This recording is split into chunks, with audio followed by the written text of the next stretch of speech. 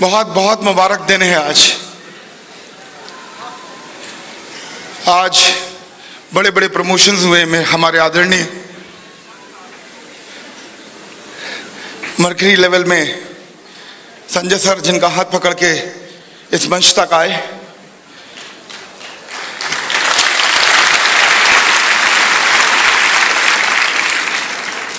अमित मिश्रा जी जिनका हाथ पकड़ के हम उनको ऊपर तक लेके आए, वीरेंद्र कुशवाहा जी, संघर्ष जब चल रहा था तो उनका भी हाथ पकड़ने का मौका मिला मुझे, और एसके दास जी उनका भी हाथ पकड़ने का मौका मिला। एक एयरफोर्स से, एक आर्मी से, एक नेवी से, हमें तो लगा मानो आज जनरल ही बन गए। हमें तो ऐसा लग रहा है आज। याद आता है वो दिन भी संघर्ष का, जब कभी 17 साल की उम्र में अपनी मां का हाथ छोड़कर जबलपुर रेलवे स्टेशन से रेलगाड़ी पकड़ी थी। वो दिन भी याद आता है। और एक बात तय था दोस्तों, उस दिन खुशी तो बहुत थी कि नौकरी मिल गई है, हालात परिस्थिति ऐसी थी छोड़नी पड़ी। खुशी खुशी नहीं छोड़ा था वो शहर, क्योंकि मां के साथ रहना किसको पसंद नहीं। जब जबलपुर शहर छोड़ रहा था तो एक बात बिल्कुल तय थी, और वो तय बात ये थी कि अब खाने में एक थाल कम लगेगी। अजय, अब तेरी थाल तेरी मां नहीं लगाएगी और जिंदगी भर नहीं लगाएगी। कभी छुट्टी जाएगा तो लगेगी, साल में 2 महीने की छुट्टी, और इस 2 महीने की छुट्टी के दौरान कभी उनके साथ मिल गया तो ठीक, और नहीं तो जिंदगी तो यूं ही चलेगी। भगवान ने क्या मेरे लिए यही लिखा था? क्या मेरे जीवन में यही था? जब भाई को देखता था तो भाई के लिए, तो आज भी मेरा भाई वहीं रहता है, लेकिन मेरे लिए शायद वो नहीं था। बहुत दुख होता था। फोन करके पूछती थी, 17 साल का था ना, फोन करके पूछती थी कैसा है? बोलता था ठीक हूं मां। कुछ खाया? खाया। कैसी चल रही है जिंदगी? कहता था ठीक हूं। कहती थी खुश है? मैं बोलता बहुत खुश हूं। फोन रखता था, सोचता था क्या बोलूं अब इनको, क्या बताऊं इनको।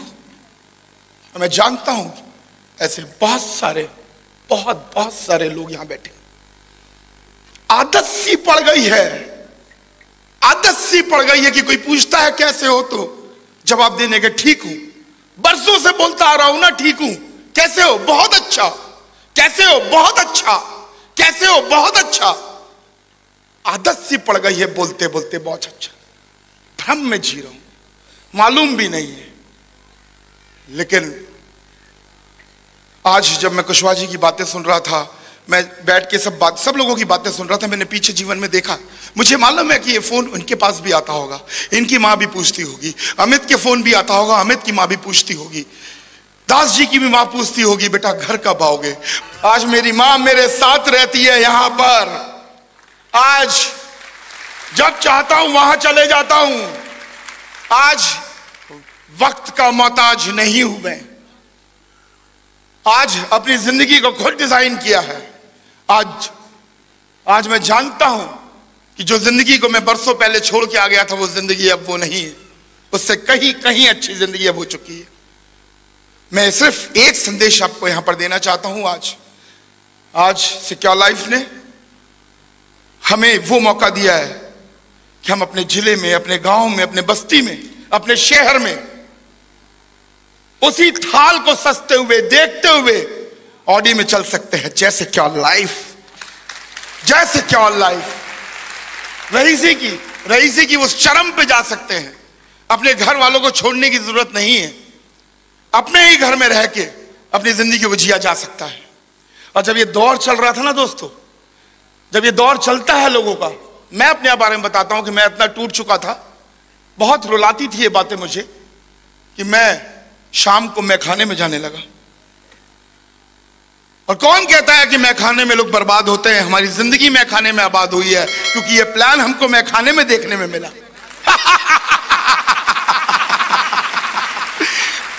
और एक बार और बताना चाहूंगा आपको, अगर होश में होता तो ज्वाइन नहीं करता, बेहोश था इसलिए ज्वाइन कर गया। अगर होश में होता तो समझ में नहीं आता ये 40 लाख रुपए, बेहोश था इसलिए समझ में आ गया 40 लाख रुपया। बेहोश था इसलिए समझ में आ गया कि सब कुछ हो सकता है। होश वाले तो कैलकुलेशन करते हैं, होश वाले हमें पागल बोलते हैं। और जो बेहोश होते हैं लोग, जो जिंदगी में आगे बढ़ना चाहते हैं, वही लोग होते हैं जो यहाँ पर कामयाबी की सीढ़ी चढ़ के और ऊपर आते। मैं ऊपर देख के आज बोल रहा था, वाह रे खुदा तेरी खुदाई, तूने एक बिहारी को ऑडी दिलाई। अरे वाह वाह वाह वाह, अरे वाह वाह वाह, वाह रे खुदा तेरी खुदाई, तूने गरीब किसान के बेटे को डस्टर दिलाई। बुलाओ।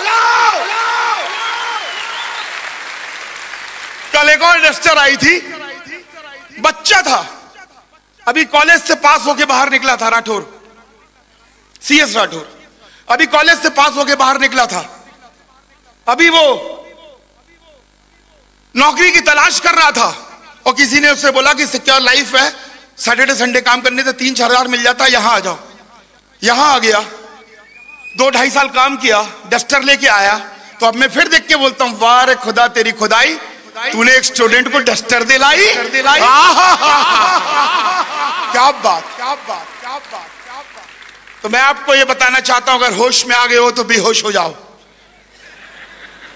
अगर होश में आ गए हो तो बेहोश हो जाओ, क्योंकि रईस अगर बनना है तो बेहोशी में होगा, होश में तो सिर्फ नौकरी करी जाएगी।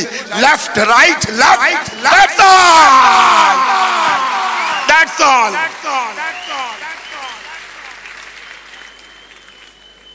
हम जानते हैं ये बात, हम जानते हैं ये बात, क्योंकि ये बात समझ में आएगी नहीं, क्योंकि हमें भी समझ में नहीं आई थी, हमें समझ में ही नहीं आई थी, हमें मालूम ही नहीं था कि हम गरीब हैं।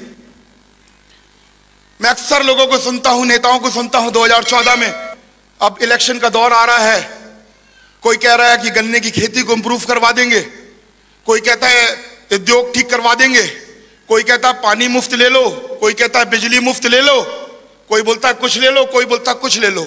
लेकिन हम जैसे लोगों का क्या, जो चंद हजार की नौकरी कर रहे हैं, ना तो हम 3 में है ना हम 13 में है, ना उगला जा सकता है ना निगला जा सकता है।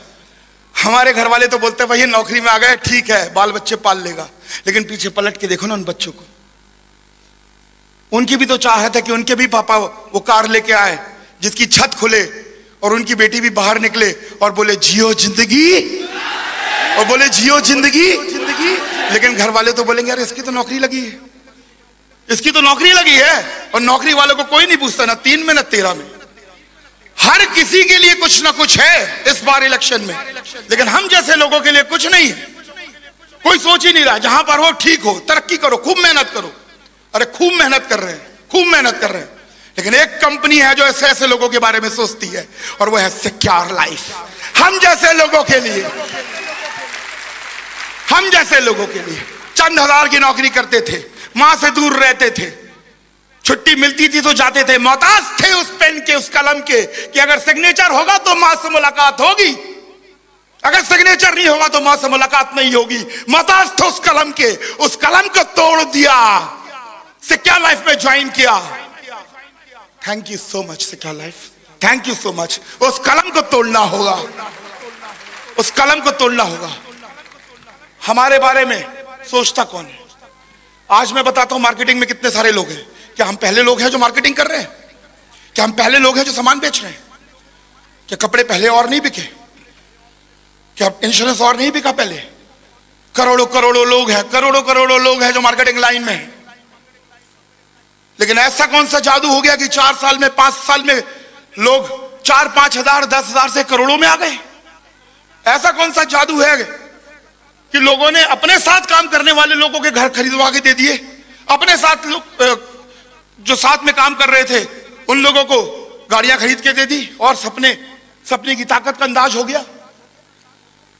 तो मार्केटिंग तो बहुत सारे लोग करते हैं, बहुत सारे लोग, लेकिन हमें देखना यह होगा कि हम कौन सी लाइन में खड़े हैं, हम कौन सी लाइन में खड़े हैं। 2001 से पहले मैं 4,500 की लाइन में खड़ा था, अपना नंबर का इंतजार कर रहा था। 1 साल, 2 साल, 3 साल, 4 साल, और मुझे 20 साल तक जाना था उसी लाइन से आगे बढ़ते बढ़ते। और 13 साल में आने के बाद मेरे कदम 8,500 पे आके रुके। 13 साल चलने के बाद 4,500 से 8,500 के कदम पे आके रुके, 13 साल चलने के बाद। और 20 साल चल लेता दोस्त, अगर 20 साल तो 32,000 पे आके रुकता। मैं ये बात जानता था कि इस लाइन में लोग लगने वाले लोग सिर्फ अपने बच्चों की 2 शादी और 1 घर खरीद पाते हैं बड़ी मुश्किल से, और उसके बाद सुबह का अखबार लेके पार्क में बैठते हैं, क्योंकि उसके बाद कोई पूछने वाला नहीं होता। तो जिस लाइन में हम खड़े हैं, आज आपको यह चेक करना है कि जिस लाइन में आप खड़े हैं उस लाइन में आखिरी पे जाके आप कहां पहुंचेंगे। हम जानते हैं इस बात को कि लाइन हमें बहुत दूर तक नहीं ले जा सकता, और हम किस्मत का वास्ता देकर रोक लेते हैं। तो आज वक्त है कि लाइन बदल लें।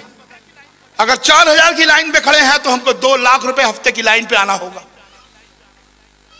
8 लाख रुपए महीने वाली लाइन पे आना होगा।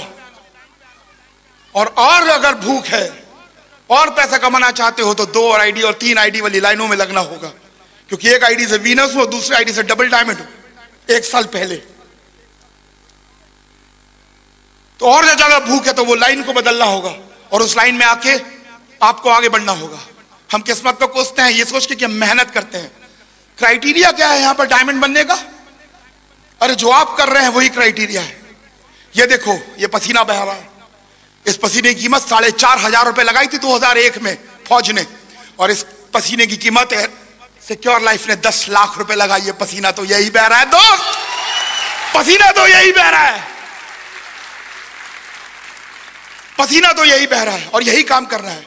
जो मेहनत वहां कर रहे हो 4,000 वाली लाइन पे, वो मेहनत यहां करनी है 10 लाख वाली लाइन पे। कर्मठ हो, ईमानदारी से काम वहां कर रहे हो, ईमानदारी से काम यहां करना है। सच्चाई से काम वहां कर रहे हो, सच्चाई से काम यहां करना है। वहां पर सपनों की ताकत के बारे में नहीं मालूम है, या सपनों की ताकत के बारे में बताया जाता है। अगर मैं अपनी कामयाबी का श्रेय अगर किसी को दूंगा तो सिर्फ और सिर्फ इवॉल्व इंडिया को दूंगा, सिर्फ और सिर्फ इवॉल्व इंडिया को दूंगा। क्योंकि जिस स्कूल से मैं पढ़ के निकला था, मुझे नाज है ये बताते हुए कि मैं सेंट अलोयसियस स्कूल जबलपुर से पढ़ के निकला, जो जबलपुर का आज तक का सबसे बेहतरीन स्कूल है। और मैं फौज की नौकरी में चला गया था। उसके बाद 2001 के बाद मैं जिस स्कूल में आया, ये सिस्टम फॉर सक्सेस जो है, ये एजुकेशन फॉर सक्सेस है। जब तक एजुकेट नहीं होंगे, क्योंकि यहां पे मैंने सीखा, if you work hard on a job you will make your living, and if you work hard on yourself you will make Fortune. अगर आप अपने काम पे मेहनत करते रहोगे तो सिर्फ जीविका बनाओगे, और अगर आप अपने ऊपर मेहनत करना चालू कर दोगे तो आप जिंदगी बना लोगे। और इवॉल्व इंडिया ने मुझे तराशा, मुझे बनाया, मेरी पर्सनालिटी को निखारा, मेरी पर्सनालिटी को निखारा। मुझे याद है बचपन में मेरे घर के आसपास, मेरा पुराना घर था खपरेल वाला, वहां आसपास कुछ लड़कियां होती थी, बड़ी दीदी, वो बेसन में हल्दी और मलाई लगा के लगाया करती थी। तो मैं भी चले जाता, दीदी मुझे भी लगा दो, मैं भी काला हूं, मैं भी गोरा हो जाऊंगा। सुंदर बनना चाहता था, सुंदर दिखना चाहता था। इवॉल्व इंडिया में आया, यहां पर हल्दी, बेसन और मलाई नहीं लगा, इन्होंने रगड़ रगड़ के तराशा। लेकिन आज जो मलाई मिल रही है ना, वो 10 लाख रुपए की मिल रही है दोस्त। ये पर्सनालिटी है इवॉल्व इंडिया ने जो सिखाया है मुझे, जो बनाया मुझे। मैं इस ऑर्गेनाइजेशन को सलाम करता हूं। और हम लोग जो डायमंडशिप का रास्ता है वो इसके माध्यम से है, इसके साथ है। मैं गर्व महसूस करता हूं बताते हुए कि इवॉल्व इंडिया में आज बड़े बड़े दिग्गज, मिस्टर हर्ष बिल्ला, मिस्टर दीपक बिल्ला, मिस्टर सुनील मान, मिस्टर संजय गुप्ता, और मैं एक छोटा सा नासीस, इसी का एक हिस्सा हूं, mister B Singh, mister Vijender, mister Subodh Tiwari, mister Sanjay Tiwari, mister Amit Mishra, mister Praveen Sinha, double diamond S S Panda, mister T R. Nayak Sher, mister रतन। ये दिल्ली का मोर्चा है।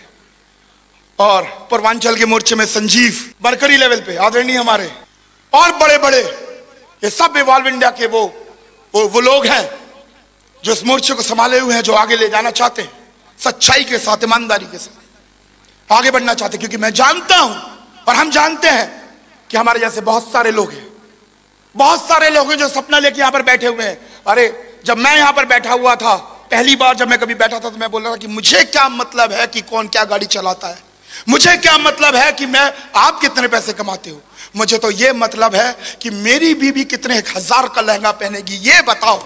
मुझे ये बताओ कि मेरे बच्चे कौन सी गाड़ी में चलेंगे, ये बताओ। मेरा तो एक ही ड्रीम होता था, मुझे ये बताओ कि मेरी ऑडी कैसे आएगी, मुझे ये बताओ कि मैं 10 लाख पे कैसे पहुंचूंगा। जब व्यक्ति यहां बैठा होता है तो वो अपने बारे में सोच रहा होता है। मुझे ये बताओ कि मैं अपने मां को गर्व कैसे फील कराऊंगा, ये बोलते हुए कि मां मैं तेरी ही कोख का। मैं बताता हूं, जब मैं बचपन में पढ़ता था और पढ़ाई नहीं कर पाता था, तो मेरी मां बोलती थी बेटा पढ़ ले, पढ़ ले, नहीं तो नौकरी नहीं मिलेगी, बर्तन मजेगा तू। और मैं उनसे बोलता था मां एक दिन तेरा ये बच्चा बहुत रईस बनेगा। मैं बोलता था और वो प्यार से अपने आंचल में ऐसे लगा लेती थी, बोलती थी जियो जियो, मेरा आशीर्वाद है, लेकिन पढ़ तो ले, पढ़ ले। और आज इस बच्चे ने, जब कुछ नहीं था, आज इस बच्चे ने जब स्कूल में एडमिशन लिया और सीखा और तराशा गया, तो आज वो गर्व फील करती है। आज वो फोन करके बोलती है बेटा कितनी कारें आ गई तेरी टीम में। अभी मैंने डैडी का फोन आया था पीछे, मैंने से बोले तुमने फोन नहीं किया, मैंने ताल कटोरों में हूँ डैडी, अभी की बात है, आजम आप थे मेरे साथ में। मैंने अमित की विनस प्रमोशन है और ऑडी कार खरीद ली है, बोले मेरी तरफ से मुबारकबाद देना। क्या फक्र महसूस होता है सोचिए। एक कमरे के मकान, जब मैं कुशवाहा जी के घर में गया था, एक कमरे का मकान, जब अमित के घर में गया था 2 कमरे का मकान, इसमें से ताला खोलो तो दूसरे में आओ, दूसरे से ताला खोलो तो तीसरे में आओ। और ऐसी कुछ कहानी मेरी भी थी। जब टेस्टमनी देखते हैं और जब ऑडी की चाबी घुमाते हुए देखते हैं ना, तो हमारी आंखों से आंसू गिरते हैं। क्योंकि मैंने तो वो कूलर वाली और वो चारपाई वाला कमरा देखा था। जब वो पन्ने उठा के, जब गोले बना बना के प्लान दिखा रहे थे और अपना जज्बात को अंदर डाल रहे थे कि दोस्त एक जिंदगी एक दिन ऐसे जिएंगे, उस दिन पता नहीं कितना विश्वास था, कितना % विश्वास था। जिस दिन वैगन आर खरीदी थी कार, उस दिन भी सीना चौड़े से हुआ था। जिस दिन कुशवाहा ने अपनी गाड़ी खरीदी थी, जिस दिन और लोगों ने अपनी गाड़ियां खरीदी थी, अपनी जमीनें वो करवाई थी, विश्वास धीरे धीरे बढ़ता जा रहा था। लेकिन पहले दिन दोस्त जिस दिन काम कर रहे थे, उस दिन तो सिर्फ 4000 रुपए के लिए काम कर रहे थे, सिर्फ 4000 5000 के लिए काम कर रहे थे। उस दिन विश्वास नहीं था। जब वो गाड़ी देखते हैं तो आंसू अपने आप गिरते हैं, स्वाभाविक है, लाजमी गिरेगा। कल कुशवाहा जी बता रहे थे कि पापा का फोन आया था। अब वो ये नहीं पूछते कि कितने पैसे भेजेगा, पहले पूछते थे कि बेटा इस महीने तो कितने पैसे भेज रहा है। अब वो ये नहीं पूछते कि कितने पैसे भेजेगा, क्योंकि ऑलरेडी 1.5 लाख 2 लाख उनके अकाउंट में ऑलरेडी जमा रहता है। जब कम होते 50 लाख रुपए वो भेज देते हैं। Thanks to Secure Life and thank you. और मुझे मालूम है कि गॉड, भगवान ने मुझे इसके लिए चुना है, और मुझे मालूम है कि भगवान ने मुझे इसके लिए चुना है। 28 साल की उम्र तक मैंने नौकरी करी। 28 साल की उम्र के बाद सिक्योर लाइफ में आया अपने आप को रईस बनाने के लिए। लेकिन कुछ दिनों के बाद ये बात मालूम चली कि भगवान ने तुम्हें इसके लिए नहीं पैदा किया। तुम जब अगर उस तक किया हुआ काम करोगे तो अपने आप रईस बनोगे। क्योंकि रईस की परिभाषा में एक बात, एक रहस्य समझ में आ गई कि जब तक तुम्हारे काम पे सिर्फ तुम्हारा चूल्हा जलेगा तो तुम सिर्फ गरीब कहलाओगे, और अगर तुम्हारे काम पे हजारों लोगों का चूल्हा जलेगा तो तुम रईस हो जाओगे। और वो बात मैंने यहां से सीख ली, और वो बात मैंने यहां से सीख ली। 28 साल की उम्र के बाद मैंने ये काम करना चालू किया, और मैं मानता हूं इस बात को कि मुझे बहुत सारा, और हमें बहुत बड़े मुहिम पे काम कर रहे हैं, हम बहुत बड़े मुहिम पे काम कर रहे हैं। अरे हमें कितना पैसा मिलेगा, हमें जितना, एक लेवल के बाद तो वो पैसे आने बंद हो जाते हैं। इस बात को मैं आपको बताना चाहता हूं। उसके बाद भी अगर हम आज लगे हुए हैं आपके साथ में, तो वो इसलिए लगे हुए हैं कि आज ये कसम खाई हुई है कि इवॉल्व इंडिया का परचम लहरा देंगे। जो वादे हमने किए हैं, जो बातें हमने करी है आपको आपसे मिलवाने का, क्योंकि ये बात मैं क्यों बोलता हूं, इवॉल्व इंडिया ने मुझे मुझसे मिलवाया। मेरे को मालूम ही नहीं था कि मैं कौन हूं, मेरी ताकत क्या है, मेरी औकात क्या है, मुझे नहीं मालूम था। अगर मेरी औकात के बारे में मेरे से किसी ने वाकिफ कराया तो वो इवॉल्व इंडिया था। मुझे मालूम चला कि मैं 4000 का आदमी नहीं हूं। इसलिए बोलता हूं कभी ट्रेनिंग में आएंगे तो आपको मालूम चलेगा आपसे आपका मिलवाने का क्या मतलब है। क्योंकि the biggest problem of the world is we are miseducated, we are self educated. हमारी एजुकेशन ठीक नहीं हुई। बचपन में अगर वो बातें मेरे दिमाग में घर कर गई कि पढ़ ले नहीं तो नौकरी नहीं मिलेगी और बर्तन मजेगा, तो this is what, this is education and this is a miss education. जो इवॉल्व इंडिया ने मुझे बोला कि नहीं, आज के बाद मुझे ये बात मालूम है कि मेरी टीम के अंदर अगर आज के बाद पेरेंट्स अगर अपने बच्चों से बात करते तो कम से कम ये लाइन तो नहीं बोलते, ये लाइन नहीं बोलते कि पढ़ ले नहीं तो नौकरी नहीं मिलेगी। वो बोलते हैं शान से जिंदगी जियो, जियो जिंदगी शान से। उन्होंने ये बात बताई। हकीकत में बताता हूं आपको, शान का असली मतलब भी मुझे नहीं मालूम था कि शान का मतलब क्या होता है। शान अगर मैंने सुना था तो अमिताभ बच्चन की पिक्चर जानता था मैं। यहां मालूम चला शान क्या होता है। ये शब्द जुनून, शान, ये सब पिक्चर के टाइटल हुआ करते थे, आज जिंदगी का हिस्सा बन गए। Thank you sir, thank you so much, thank you. आज जिंदगी का हिस्सा बन गए।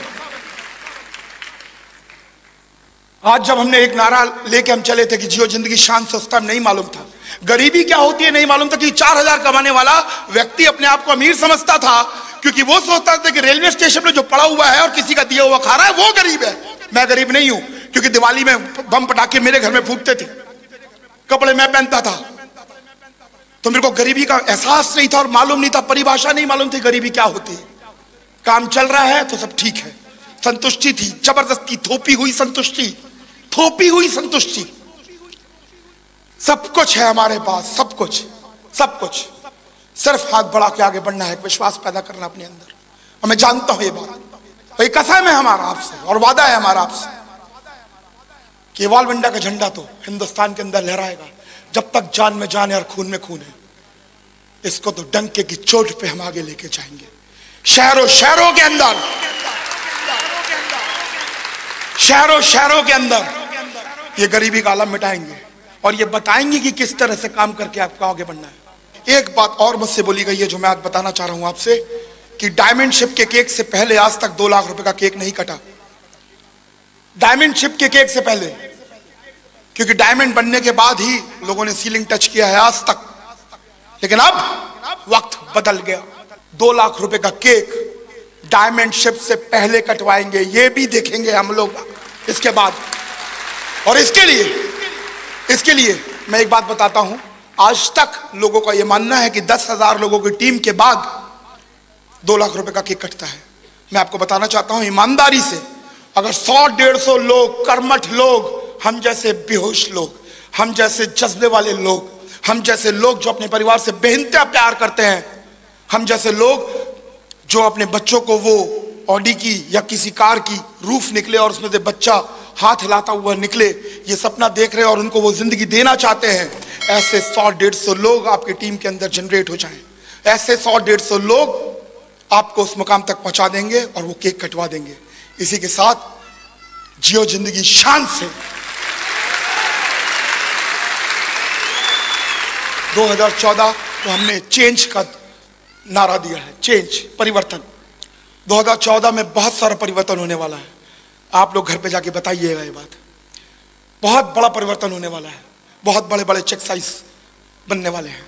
आपके अपने घर, आपकी अपनी गाड़ी, जो सपने आप लेके चल रहे हैं, उसको हाथ में मुट्ठी में बांध के रखिए, ढेर सारी शुभकामनाओं के साथ, और उन सारे बच्चों को प्यार जो इवॉल्व इंडिया के परिवार का हिस्सा है, हमारी ओर से बहुत ढेर सारे प्यार, और आपके सपने पूरे हों ऐसी आशा के साथ मैं अलविदा लेता हूं। Thank you so much and go diamond. Thank you so much.